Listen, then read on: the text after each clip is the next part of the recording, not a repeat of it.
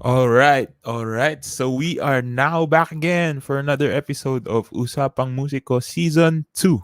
And I hope you enjoyed our last episode with Jairo Dalusong where we talk about the differences of using electric and acoustic violin on live events and gigs. No.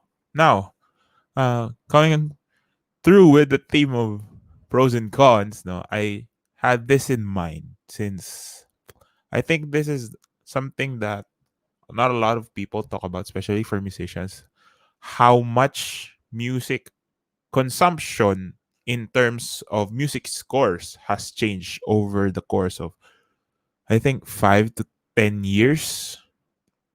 It's really a big shift in how we consume music scores. No, in the old times, no, let's say not really that far back, maybe around early 2000s pa, still during that time, no, it's like everyone has big chunks of books or albums or compilations having to bring them around during gigs, no, even during my times when I would go to Manila and have my lessons. I always have this big bag just for my piano pieces and my violin pieces as well, no. So it's I think it's because of the innovation in technology. Especially, I think it's because of the iPad, really, mainly the iPads, that it it changed the way we bring or consume music scores. My aunts and um, musicians in our family a few generations back have this massive collection of music scores, preferably piano, because a lot of people in my family plays the piano. So they have a lot of music scores for piano. I mean, books and books and books and books of uh, popular piano concertos or sonatas, something like that, no? And as I grow older, diba, as we get into reading music, of course, I had to go to libraries and photocopy some of the pieces that I used as I had lessons in violin, because again, not a lot of people in my family were playing violin. I was like the second one. So I really have this also massive collection. It's not all original though, since some of them are original, but a lot of them are just reproductions. No? So basically, until college, I was still using uh, hard copy or paper, let's say books as well. No, but as time goes on, no, I think it's really the iPad is to be blamed for the loss of a lot of paper material. Oh. I mean, it's still being used today, but it's becoming normal to see people, even in classical settings, perform with their tablets instead of having their scores. No, we see videos of Yu Jawang using her big iPad as her music score. And I mean, it's really, really convenient. And let's talk about the things that we kind of miss with having books or having that feeling of turning a page and the smell of the pages of those old books, really. No, those are things that are, I can say, timeless. No, but it's because of the shift of technology that's really, I'm not gonna say it's turning this music obsolete, because there's still a lot of uh, markets for this kind of um, paper or books for music sheets. Why? Because some editions are not available digitally. Some editions are best for certain pieces. No, we have a lot of editors, a lot of publishers, but some of the best interpretations or editions can only be found on paper, and you still need those from time to time as well. But for me, if talking personally, if I'm playing something that I really need to work on. For example, a repertoire that I will be performing for a concert or something like that. I think for me, uh, hard copies are still the best. Just my personal preference, because I have this feeling, I don't know if it's just me, that if I'm looking at a digital copy, I don't take it too seriously. In a way that, I mean, I don't take it too seriously that I can't write on it. It's like my mind thinks differently. It's quite different. It's a different experience for me than just having it on paper, and that I can literally touch it and write on it. I think I have more respect for it, for lack of a better term. Okay. So let's first go on with uh paper or books, music sheets on paper or books, or printed material. I think that's the better uh term, no? So first thing, pros of printed material is that I find it easier to remember things when it's on printed material. It has something to do with that uh tactile feeling of actually holding on to a page. I think it's messing up with my mind. I don't know. It's like, because if you look at a digital copy, you only look at the same thing over and over. And the thing that changes lang is the image, no? But if you're looking at a printed copy, the way the page looks is different, no? Because as you turn the page, you know what comes in next. I think that feeling of turning the page and actually reading through it, it helps me remember more and helps me remember it easier. No, I'm not saying that it's harder to memorize with digital copies. It's just that it's easier with printed material, because there's a lot of differences. Sometimes maybe there's a mark or like a wet spot on the paper of your printed material or your book, and then you know where that mark is, and you know what you're doing on that certain page of the piece, diba?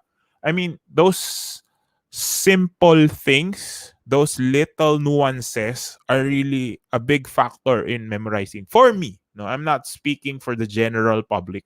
I'm just speaking my opinion on this. But if you agree with me, please do comment down below. Okay, another thing is writing. Okay, it's easier to write down on a printed copy than writing down on a digital copy. Not saying that you can't write on digital copies nowadays, diba? Uh, we have a lot of writing instruments that we can use to write down. But the feeling of the pen or pencil on the paper, I mean, even though we have these things, no, we can already just type out things. A lot of people still prefer to write down things, no? Again, back to easier to remember, no? It becomes easier to remember if you write down things. And writing down paper and pen or pencil together is something that I feel we cannot emulate with just writing on screen. We don't get the feedback that we get when we scratch down on the pages of a book or printed material. We don't get that yet. I don't know if we will come to a time that we get that feeling, but all these things, it's a matter of feeling, not really uh directly affecting us, but more of that feeling. It's really hard to replicate those types of things, no? And I think, yeah, I've talked about how that tactile feel of using your hands to turn the page and writing it down, diba? It's really something you can't emulate anywhere else. I mean, you can. emulate it visually, but the feeling, no, no, not in this time. As of the making of this video, maybe in a few more years. No. Next one is actually editing. It's easier to mix around pages. For example, there's a misprint or um wrong page turn in your copy. You can just photocopy it again and put it back, no? Or bind it a certain way. It's easier. Now, if you have wrong passages, you can just tape it down, no? Unlike if you have a digital copy with a wrong passage in here, you have to edit the whole document. Diba? You can just write it down. It's hard to write down. And just imagine the effort and stress that you'll get if you have to write a whole section down, no, on digital copies. So you have to edit back on the original if your score can be edited. What if it's something that you bought, like a PDF file that you can't really edit the score? If there's a misprint or there are wrong notes written down or a page is missing, diba? You can't really do that kind of editing with pen, paper, and pencil. No.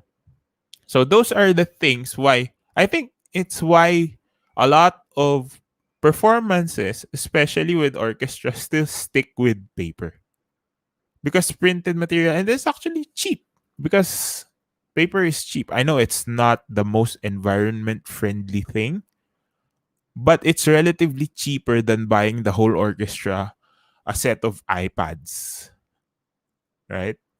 And of course, you can have you can lay it down like five at a time, three at a time, diba?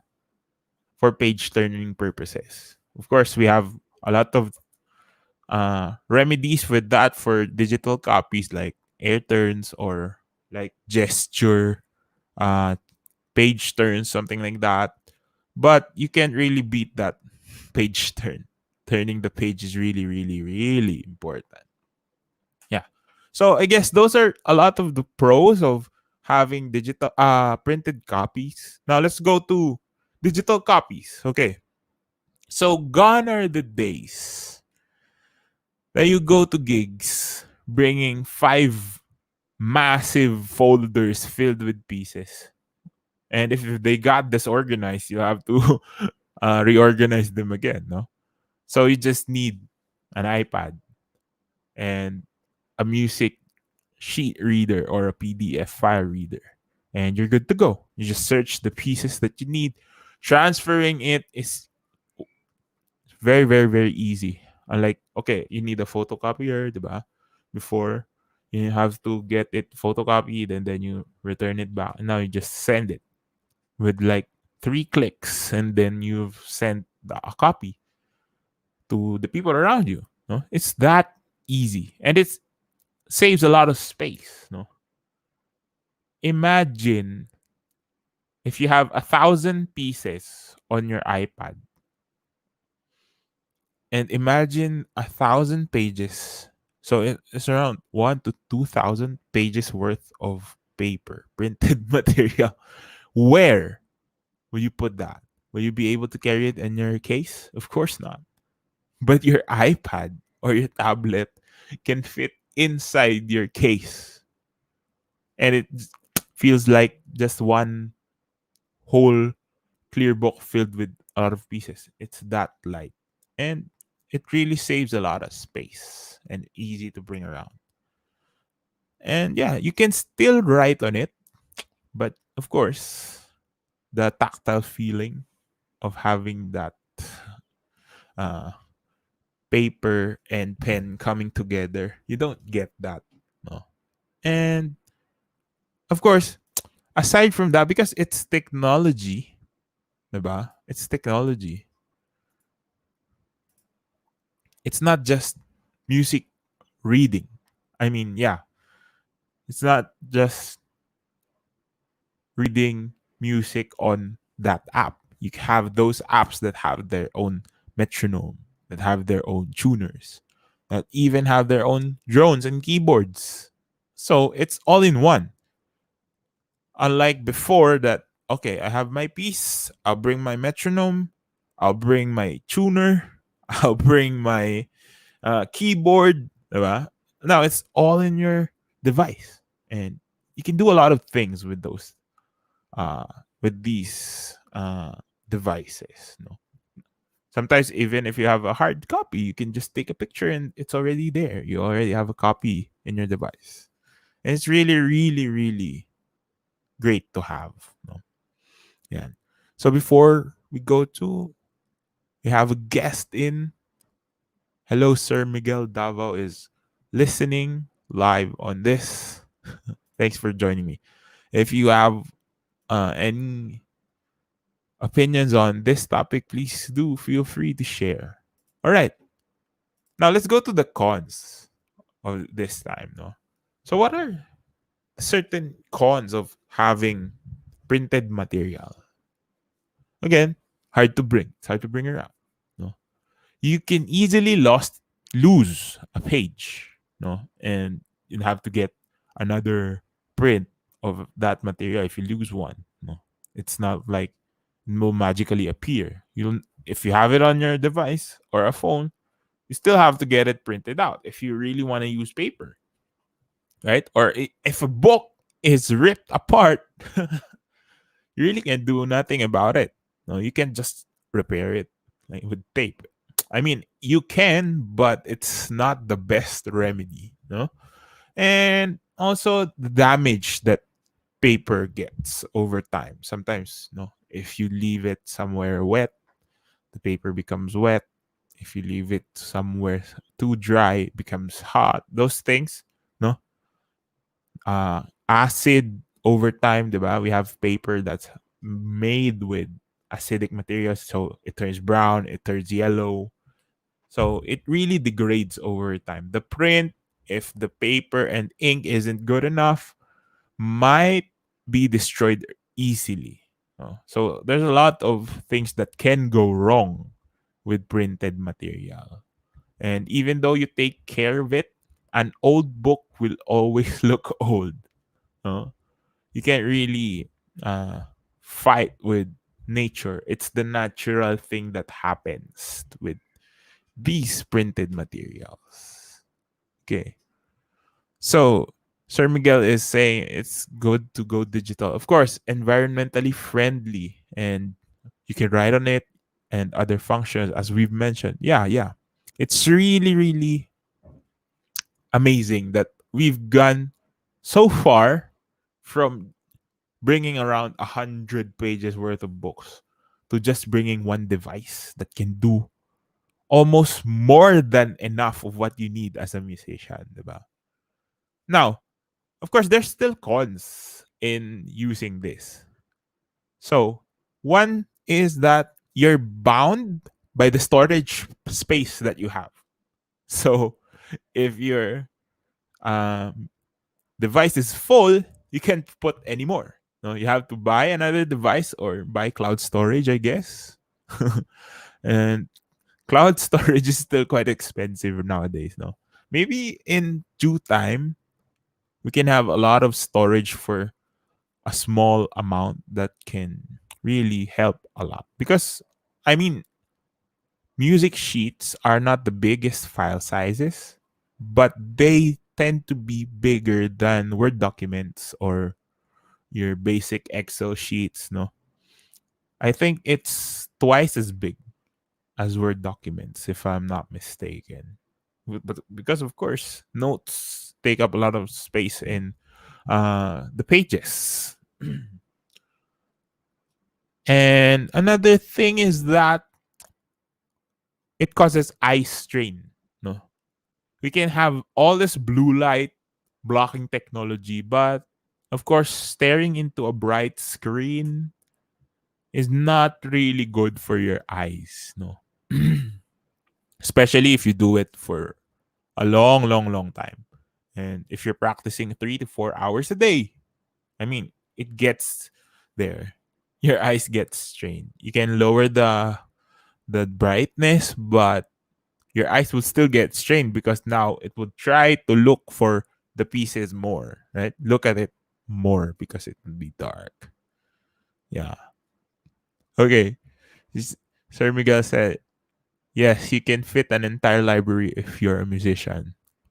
But just don't put games on your tab. Yeah, of course. Because games. Okay.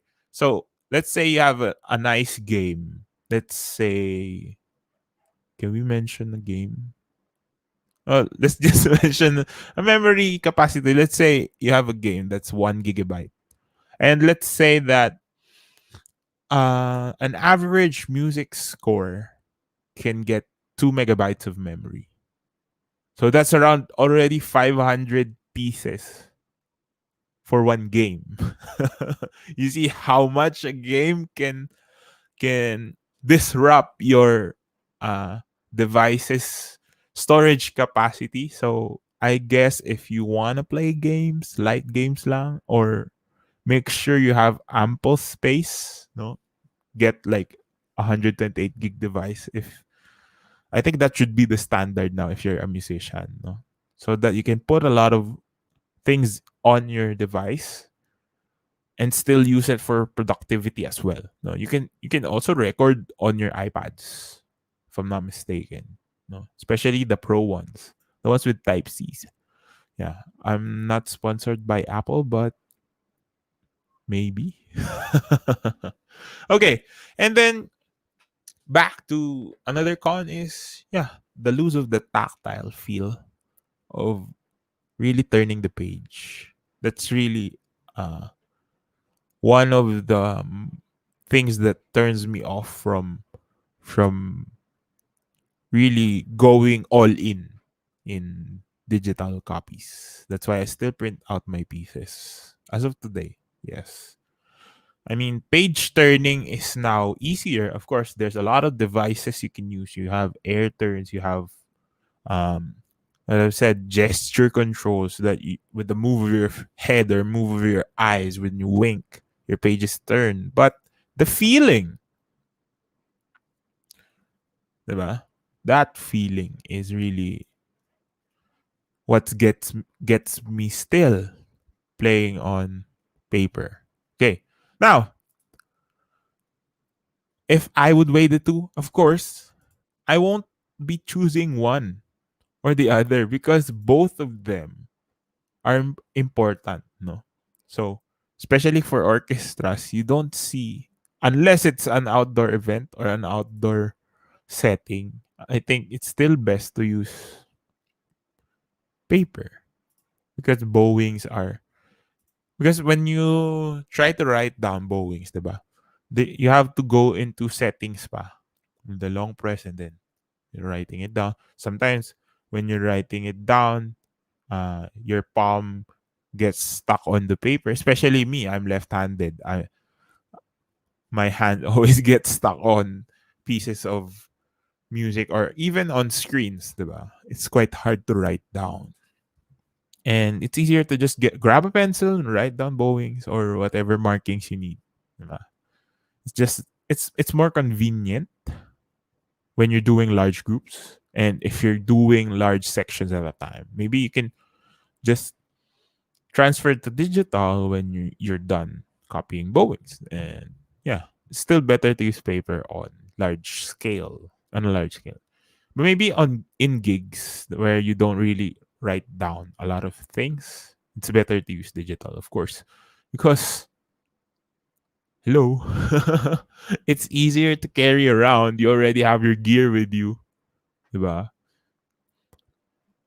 Because it's it's heavy, Even though one piece of paper is light, 10 pieces is light, but 100 pages worth is already heavy. And sometimes you get 200, 250 pages.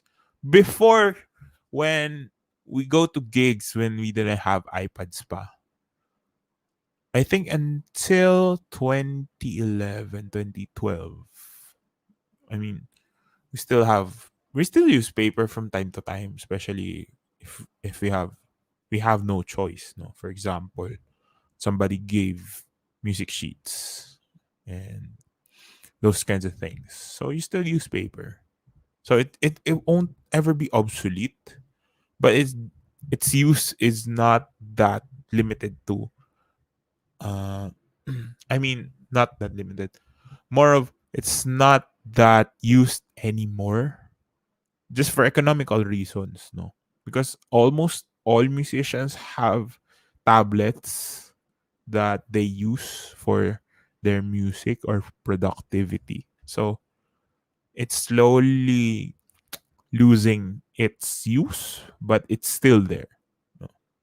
Of course, it's the most reliable thing. It's tangible. I mean, your entire library can be wiped out if you don't back up. No.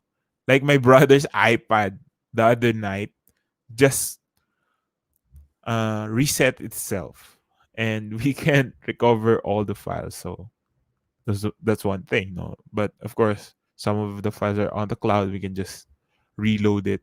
But it's the hassle of those things. So make sure you back up your uh, music sheets, not just on your devices, but also on clouds or other devices as well. No. So well, for me, let's say by now I'm using 30% paper. Yeah, let's say that. I'm using 30% paper and 70% screen or digital copy. Yeah. I've been arranging and haven't really printed, I think, for almost a year now. I haven't printed any copies of my arrangements. All are digital, and I just send it to my friends that are needing these arrangements. No, it's really really convenient. But I still print out, for example, if I'm learning a concerto or if I'm learning audition repertoire, I'd still print that out. And then the only time I would transfer to digital copies is when I'm confident in playing or I memorize the markings that are already used on the printed materials. That's when I transfer. Because, of course, it's still heavy. If you have to, like, a concerto could be around 10 to 20 pages. And to carry that around, no, I practice at home most of the time anyway. Even when I was in college, I still practice a lot at home. So I don't carry around my pieces in school or in the university. I practice mainly at home. And then what I practice in school is something that I've already memorized when I'm confident enough to play it. No, if I don't need that support from paper, that's when I go digital. So I still like to use paper. I don't know if, how about you guys? Are you still using paper? Or are you all 100% digital? No. I mean, I think it will never come to that point just because paper will always be there. If you don't have a copy of a piece, you can write it down. Simple as that, no? But having that option. And of course, kasi